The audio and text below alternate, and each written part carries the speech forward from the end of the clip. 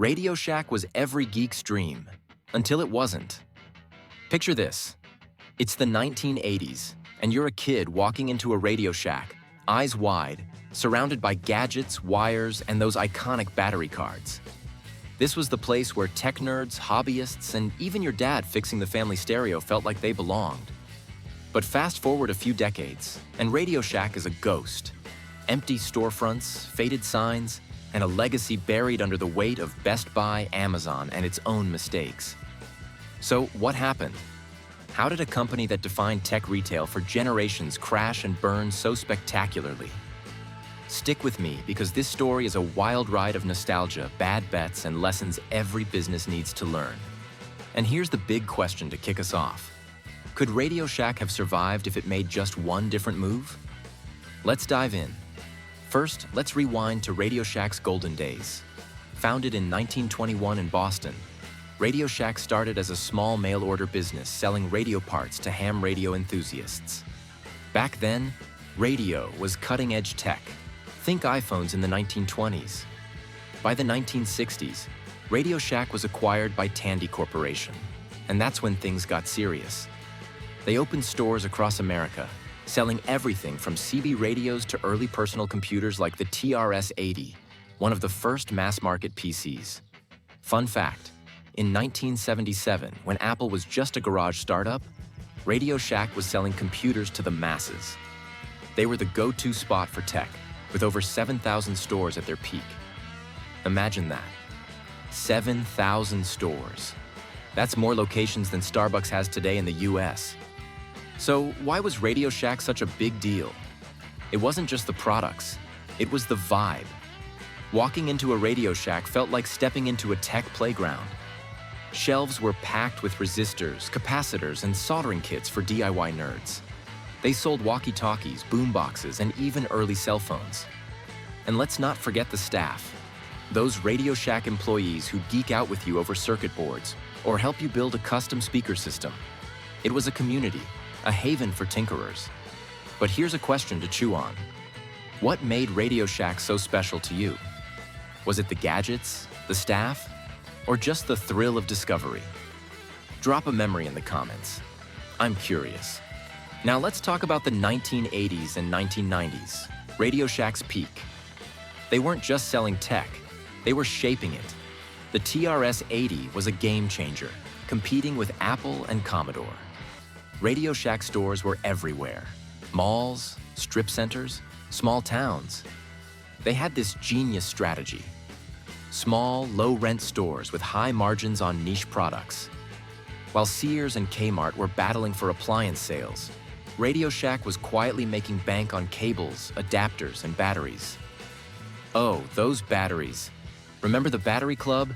You'd buy a pack and get a punch card for a free one later. It was like loyalty programs before loyalty programs were cool. But here's where the cracks start to show. By the late 1990s, the tech world was changing fast. Big box retailers like Best Buy and Circuit City were popping up, offering massive stores with shiny displays and lower prices. Walmart started stocking cheap electronics too. And then there was the internet. Oh boy, the internet. Online shopping was still clunky in the dial-up days, but it was coming. Radio Shack, though, they were stuck in their old playbook. Small stores, high-margin niche products, and a focus on hobbyists. But the world didn't need hobbyist stores anymore.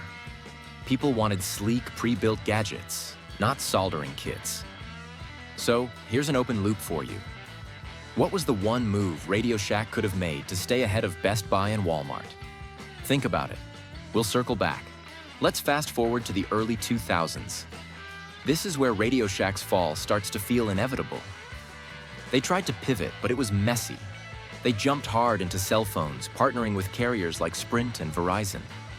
For a while, it worked. Cell phones were hot, and Radio Shack's small stores were perfect for selling contracts. By 2005, wireless sales made up nearly half their revenue. But there was a problem. Margins on cell phones were razor thin, and carriers controlled the terms. Radio Shack was basically a middleman, and not a great one. Meanwhile, Best Buy was offering TVs, gaming consoles, and home theater systems. Stuff with bigger wow factors and better profits. And then there was branding. RadioShack's image was stuck in the 1980s.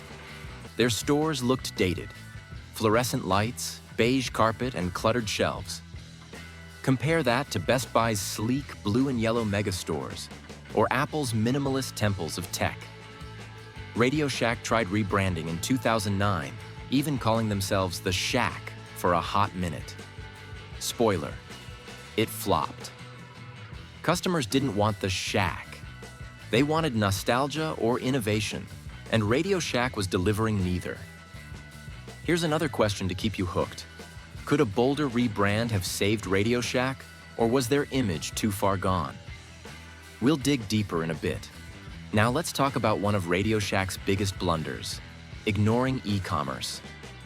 While Amazon was building an online empire, RadioShack treated their website like an afterthought. Their online store was clunky, poorly stocked, and hard to navigate. By 2010, when online retail was exploding, RadioShack was still banking on foot traffic. Foot traffic, in an era when people were buying TVs from their couches. Amazon was selling everything RadioShack had, cables, batteries, gadgets, at lower prices with next-day delivery. RadioShack's response? They doubled down on physical stores, even as leases ate up profits. It's like they saw the tsunami coming and decided to build a sandcastle. By 2015, the end was near. RadioShack filed for bankruptcy, closing thousands of stores. They tried a desperate partnership with Sprint, turning some locations into co-branded cell phone shops. It was too little, too late. Customers didn't care, and Sprint didn't need RadioShack's baggage. A second bankruptcy hit in 2017, wiping out most of what was left. Today, RadioShack exists as a shadow. Some franchise stores, a bare-bones website, and a weird pivot to cryptocurrency that we won't even get into. But here's a cliffhanger for you. Was RadioShack's fall just bad luck, or did they sabotage themselves with every decision? Let's break it down. So, what killed RadioShack? Let's unpack the big reasons. First, competition. Best Buy, Walmart, and Amazon weren't just bigger, they were better at adapting. Best Buy offered experiential shopping with demo stations and Geek Squad services. Walmart crushed on price. Amazon, convenience and selection. RadioShack couldn't match any of that. Their small stores couldn't stock big-ticket items, and their prices were high because of high rent and low volume. Second, they misread their customers. The DIY hobbyist market was shrinking as tech became user-friendly. People didn't want to build radios anymore. They wanted iPods and flat-screen TVs. Third, leadership fumbles. RadioShack's executives were slow to react.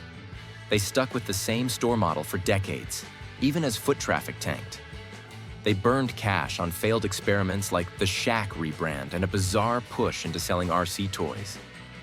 And don't get me started on their loyalty to physical retail while e-commerce was taking over. Here's another open loop. Which of RadioShack's mistakes was the fatal blow? Was it ignoring online sales, betting on cell phones, or something else? We're getting close to the answer. Let's zoom out for some business lessons. RadioShack's story isn't just a nostalgia trip, it's a warning. Lesson 1. Adapt or die. Markets change, and if you're not evolving, you're sinking. RadioShack clung to their 1980s model while the world moved on. Lesson 2. Know your customer. RadioShack thought hobbyists would carry them forever, but mainstream consumers wanted convenience and flash. Lesson 3. Don't bet the farm on one product. Cell phones kept RadioShack afloat for a while, but when margins shrank, they had no backup plan. And lesson 4, embrace technology. Ignoring e-commerce was like ignoring electricity in the 1900s. But here's where it gets interesting. Could RadioShack have survived? Some say they could have leaned into their niche, doubling down on DIY electronics for makers and hobbyists. Think of what Arduino and Raspberry Pi are doing now. RadioShack could have been the hub for that movement. Others argue they should have gone all in on e-commerce early, building a site to rival Amazon for tech accessories. Or maybe they could have partnered with a tech giant like Apple to sell exclusive products. But the truth? RadioShack's biggest enemy was itself. They didn't just miss opportunities, they ignored them. Let's wrap this up with a nod to nostalgia. If you shopped at RadioShack, you probably have a story. Maybe you bought your first Walkman there, or a remote control car that broke in a week. Maybe you just loved browsing the aisles, dreaming of building your own robot.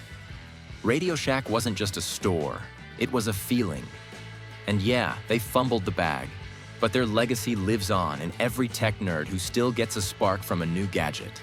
So here's my final question. What's your RadioShack memory? Drop it in the comments, and let's keep the nostalgia alive. And that's the story of RadioShack, tech's forgotten giant. From a geek's paradise to a cautionary tale, their fall teaches us one thing. In business, standing still is the fastest way to lose. Keep hustling.